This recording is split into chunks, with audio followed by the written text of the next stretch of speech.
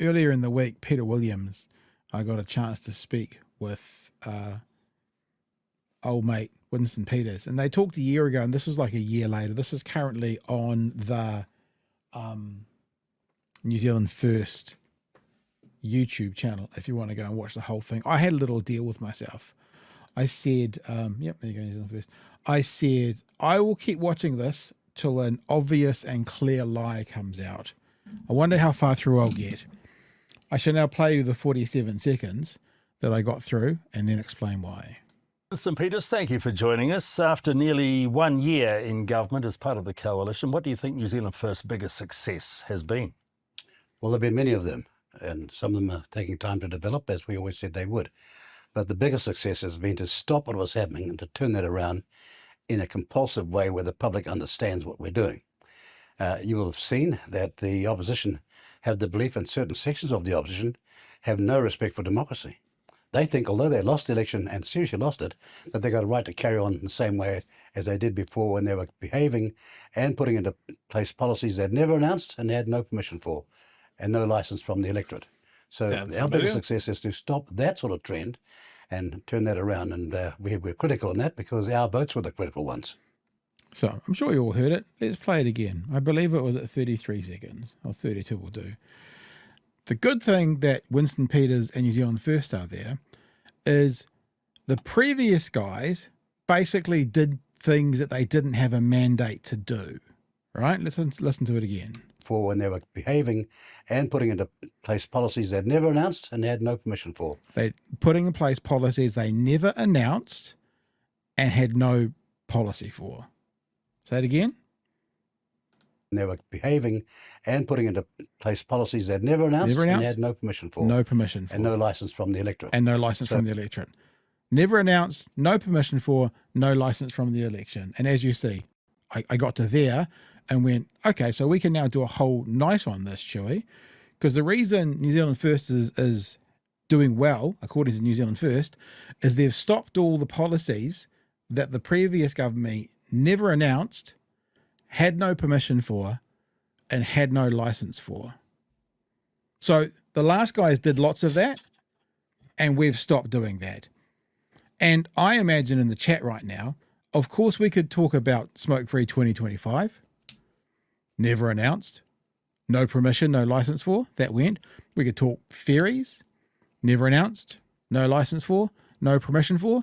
Or we could also start to talk about not just the things that they never announced, but the stuff that they did announce and then went against their word. Should we talk about Dunedin Hospital?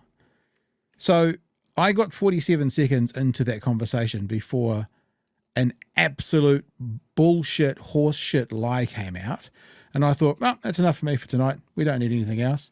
Because apparently Winston Peters wants to be a part of a government that always announces, always gets permission, and always gets license. Unless it's like Smokefree 2025 in the ferries. Then we don't have to do that for those, Chewy. Exhibit A. Yours, sir. Oh. Winston Peters is a constant source of aggravation for me and has been at least since I was 16 years old.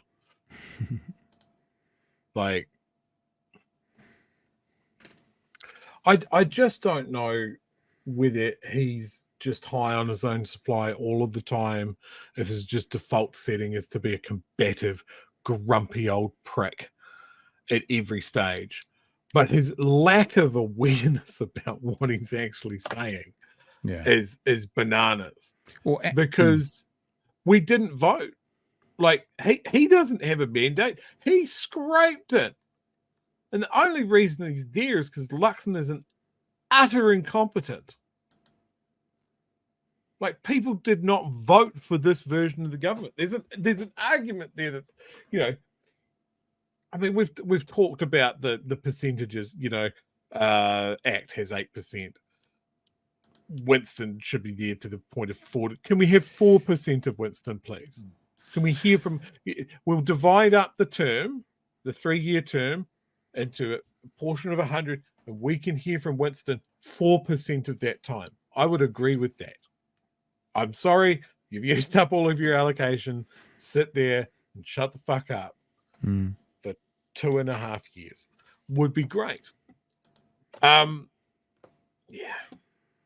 The other one that I just thought of as we were talking was the lovely people of Tararua who paid for their road and now telling it's going to be tolled. No permission, no license, didn't campaign on that. So someone on Reddit educated me, because I was like, oh, look, they were banging the drum about the ferries before the election. No, they weren't. They weren't. The first mention of Nicola Willis talking about ferries was after they won in December. They didn't campaign on it. I can't find an earlier mention of them saying about the big cost blowouts. That came after. Yeah, it wasn't campaigned on. I mean, what they'll probably say is we didn't know that we were going to get rid of them until we got the books. That's bullshit, because they had prefu, and if they didn't have the ability to understand what prefu was, then they should never be in charge of our books anyway. Oh, you want to talk about some other nonsense? What about the long tunnel under Wellington? Right, the one that we sent was absolute bullshit. Like, was never going to work. Never ever go. Why are you even considering it? It's literal insanity. Cool. So they finally realized that after spending $1.6 million on consultants, 1.7 million on consultants to find out that's not a good idea, and they're going with 2 short tunnels, mirroring the tunnels that are already there instead. I could have fucking told you that, and I could have done it for the cost of a Happy Meal. I sat down with Simeon at the same time and said, "This is stupid, little Simeon. Play with your toy and fuck off." But no, we pissed away $1.6 million that could have been put into a hospital. I tweeted about this. I know a place that you could put a hospital. It's quite close by.